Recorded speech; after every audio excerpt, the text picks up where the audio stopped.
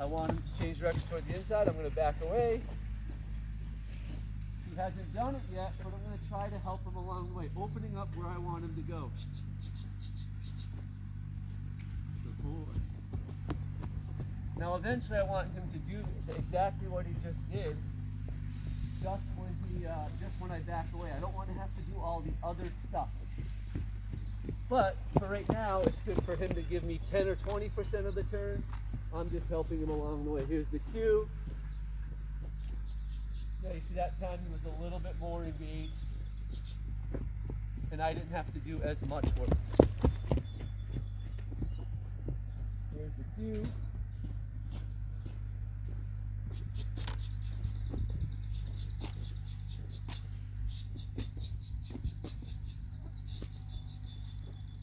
And again, that's pretty lazy, so we can start getting after it. I'm glad he gave it to me, but it's got to get better. I did like 90% of the work right there. He did 10%. Yeah. So we'll take it to start, but it's got to get better. Here's the cue.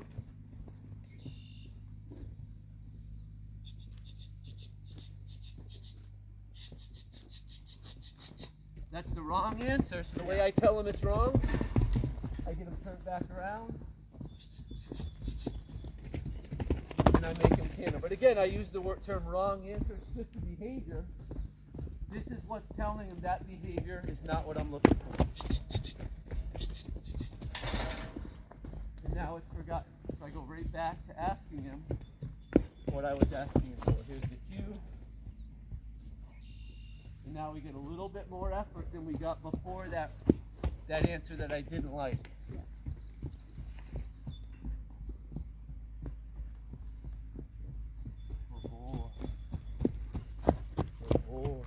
Here's the cue.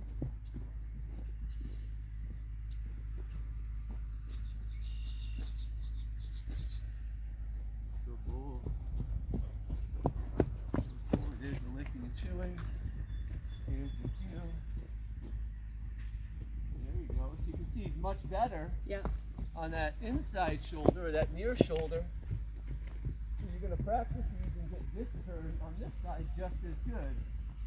He's not awful, but he's definitely waiting for me to do more work. Here's the cue.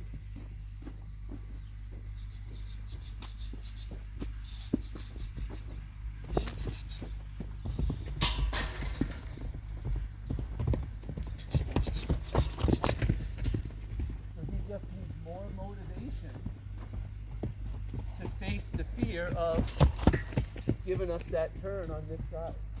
And that's what that was right there. I didn't give him quite as long or quite as much support because I want him to get a little bit better on his own. Well, you're kind of defining, I feel like, it isn't been 50-50. Boy, I've just been given a lot and he's been given the minimum. There we go. Perfect.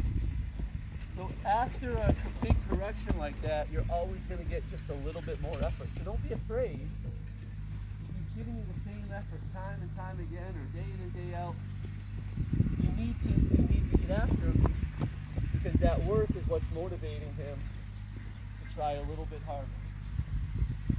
Now you'll notice every time we do an inside turn, he stops and looks at us, and that's going to be our gain up cue. In just a little bit, but I'm jumping ahead of myself. I've watched Heartland. That's what started me riding again. There you go. If Amy can do it, Jen can do it. Ha ha. So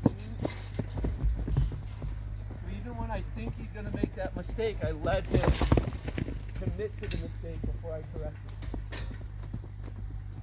it. Again, here's his correction and his motivation. Here's the licking and chewing. And then here's the cue again.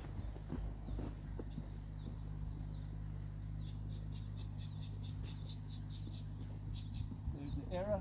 Yep. So I always get him turned back around the way we were going. Yep. And then he's got a canter. Again, I could put a rope on him, or we could make him let us put a lead rope on him, and then we can make him do this turn. The trick is, it's it's not really about the turn. The turn is making him nervous, and he's choosing to respond to being nervous versus respond with what I ask him for. So it's more about the emotion that this turn is causing, not the turn. There he goes. And that's his best turn on that side yet. So from day one, it's all about, I'm going to cause you to be nervous. Training is going to make you nervous. What is your answer to being nervous? If we take so much time and don't put this pressure on him, then you'll be on a trail ride somewhere sometime, and that'll be the first time that he gets nervous, and you don't want to be on that horse. So from day one, we're just making him or exposing him to being nervous or upset.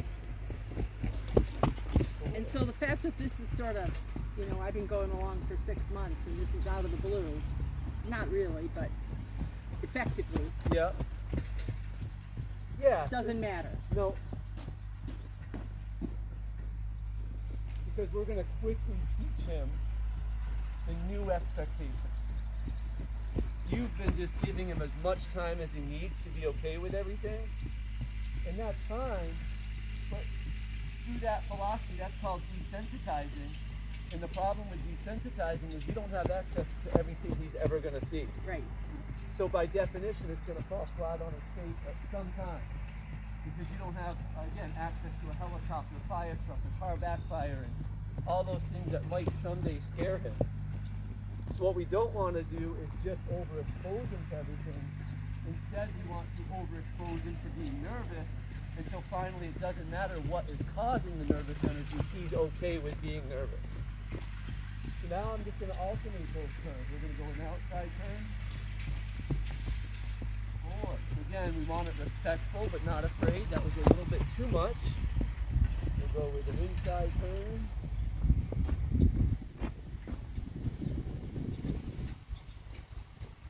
Good boy. Here's the licking and chewing. We'll go with another inside turn.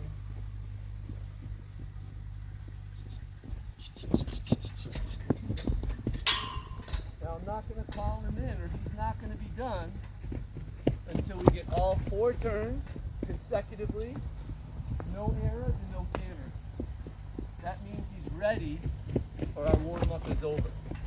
So one more time, I got to get through all 4 turns, alternating order, consecutively with no errors, or he's not ready to be done. So here's an inside turn. There's 1. No cantering, we're good. A little bit of a big drop, we'll take it. There's an outside turn. There's 2. No cantering. Now we got to get the outside turn this way because we did the inside turn last time. So here's number 3. There's 3. Again, no cantering. So if he performs this inside turn, we can move on. If he gives me anything else, we're going to start all over, or if he canters right here. Here's the inside turn. Perfect. So that's when you're ready to ask for his join up. So he's given me all 4 turns. So you're going to come out, and before you do anything tomorrow or tonight, if you decide to work him again or anytime, you're going to get through everything we just did before you even think about engaging him in a training session. Okay. That's your warm-up. Now someday down the road, that warm-up will take all of 30 seconds. Today it's taken, I don't know, 20 minutes. But we're going to use that until we don't need it. So what I'm going to ask for next is I want his attention on me. So you saw every time we did that inside turn, he kind of turned, and at some point he had to give me his attention. So we really want a half of an inside turn. So I'm going to stop driving, and I'm going to kiss to him, and I'm looking for him to turn 90 degrees off the fence and at least give me his attention.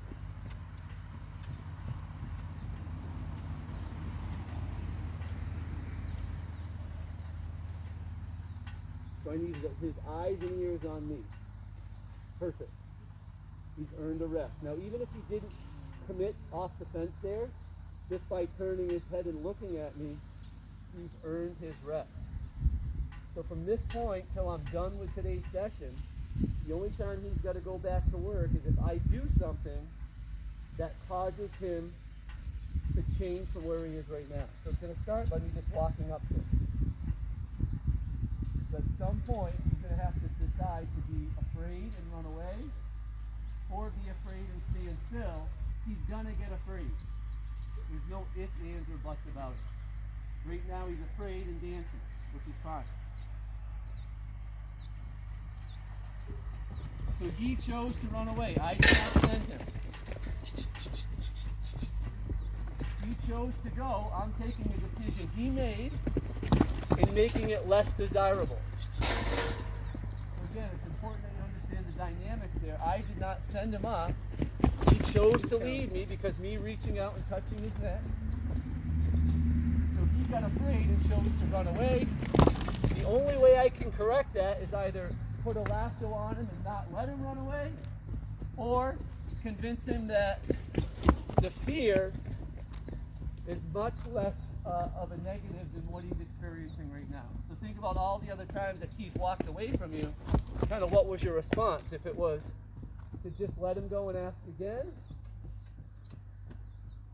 and now it's forgotten, and I want his attention on me again. Again, that's another answer.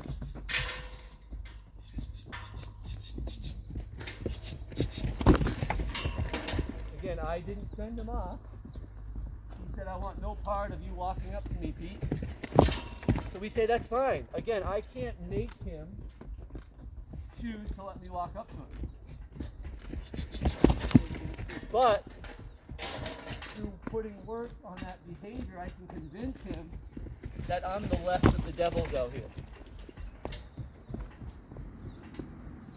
Now what was nice is he gave me a new answer. The first time he waited for me to walk up and touch him. The second time he tried to give me an inside turn. So because it's a different answer, I know the work is motivating him. If he were to give me the same wrong answer over and over again, then I have to increase my work. And now I love him again. Good boy. Good boy. Good boy. Good boy. Now my job is to give him as much stress as I think he can handle. So if I see him start thinking about going but not going, I can stop and walk away. I can take the pressure off. Because again, we want to convince him that I'm not the devil. So I don't want to force myself upon him. So if I start seeing him think about going, dancing right there, there's nothing wrong with breaking this down into more steps.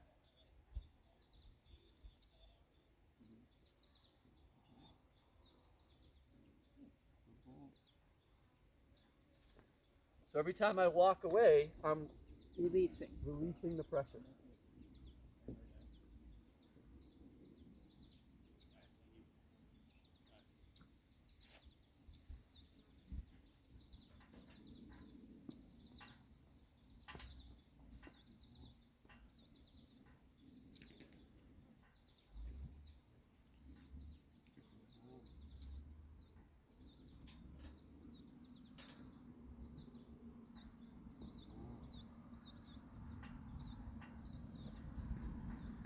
Get on your phone, he'll be there in a minute.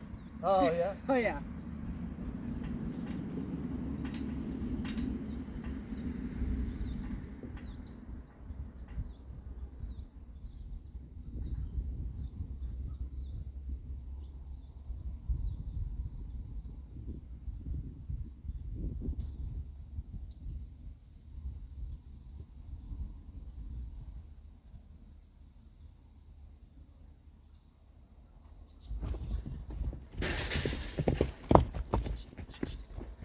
So you felt he was going to go.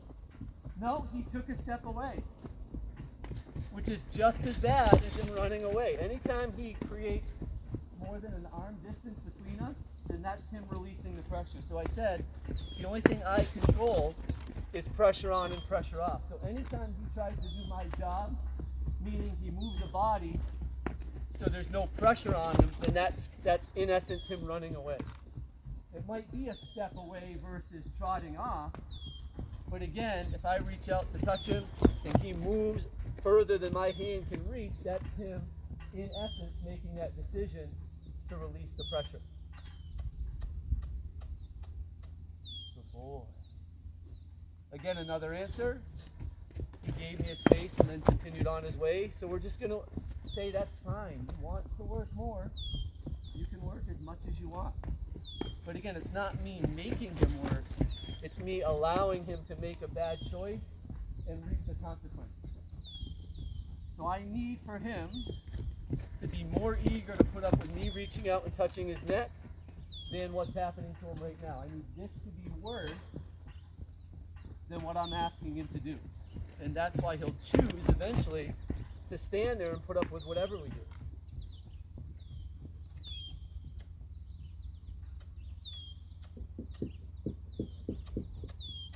Perfect. Perfect. So again, you can wait as long as you want at this stage, but the minute you commit to walking up to him, to touching him, you have to be willing, if he says no, to send him up. So if you're tired, let him rest right here. If you think he's burnt out, let him rest right here. You can finish your session right here. You don't have to get up to him, but you would never finish with him just walking away from you. Okay. Because this is him saying, okay, Mom, I'm giving you all my attention. Now we're going to say he's got another fight in him. We feel like we can make him work if I have to, so we can keep asking more questions. If I felt like he was so physically exhausted that it wasn't fair to make him work anymore, that's where I would have to stop my session. So I've noticed with him in my mechanism, whatever it is, he takes a long time to get in the groove. Yep. And a lot of those horse girls, 5 minutes at a time, you know, I'm like, you have to, no, you need to get more each time. So yeah. if you're just rubbing his face like this and that's a week, 7 days in a row, you're not putting enough pressure on him. You need to see a change in behavior, and you need to see him give you more effort. And the fact that I see good stuff, but then we backslide, like to where we were a month ago. Yep, so that means you have to up the ante.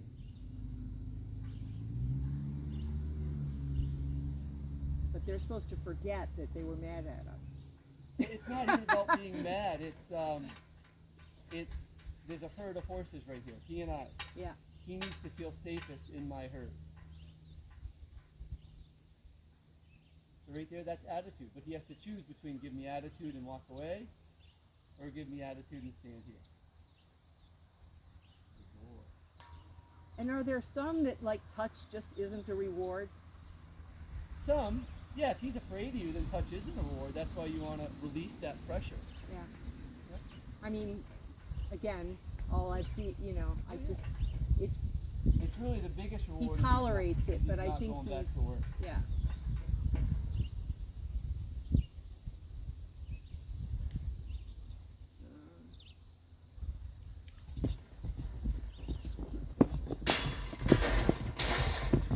So that there should have been an outside turn, but I'm going to keep it right up.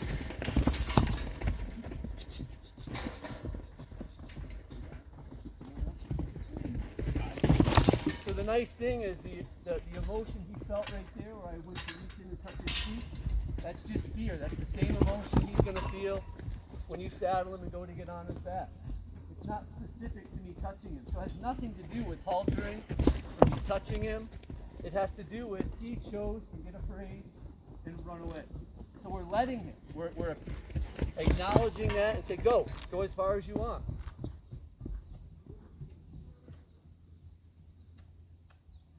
Until pretty soon he'll learn it's much easier to stand and be afraid versus to run and be afraid.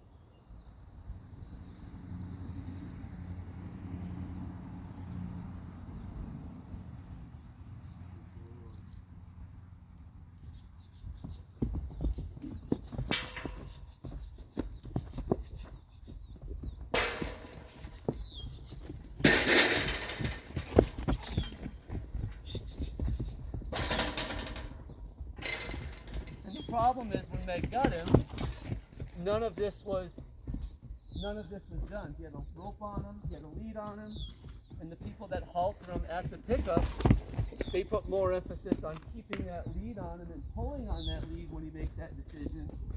And in my opinion, again, just my humble opinion, it creates a training flaw because someday you're going to have this fight. Someday you're going to have this discussion with him where it's not really about halter.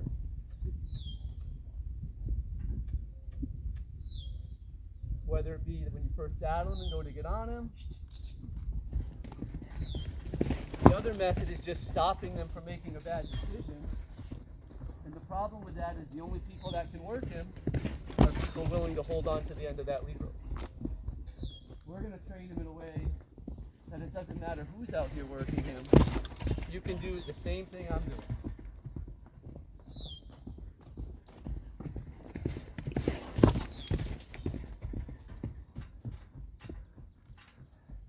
So Meg Deitner had him, and when I came in to work with them, said my energy was sending him. Yeah, no, not at all. Not at all. Me touching him on his jaw is sending him.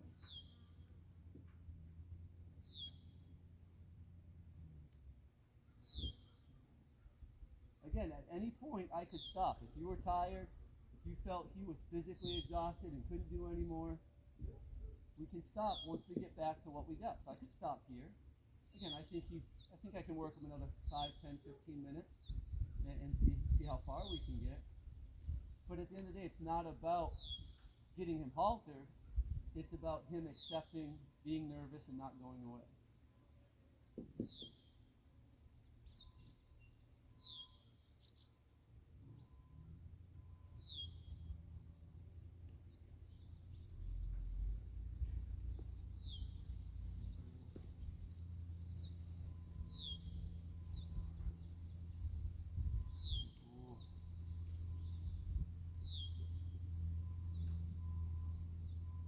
We're taking the steps of haltering him. Like, in order to halter him, I need to kind of hug his face with this right arm over on his jaw.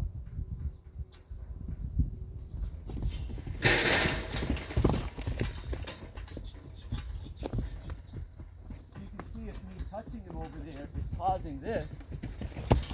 You trying to halter him is like trying to keep him algebra and he can't add or subtract you. You know what I mean? Yeah. You're asking to, and again, he should be doing this, but he's clearly saying that makes me nervous. So the nice thing about the round penning is I can't make it up. I can't make him look any better than he is. I can't make him look any worse than he is. This is what you have, for better or worse, that he's choosing to run away. The only way to stop it, there's only two methods. One is to throw a rope around his neck and not let him run away. And that becomes pretty scary, holding on to the end of that rope.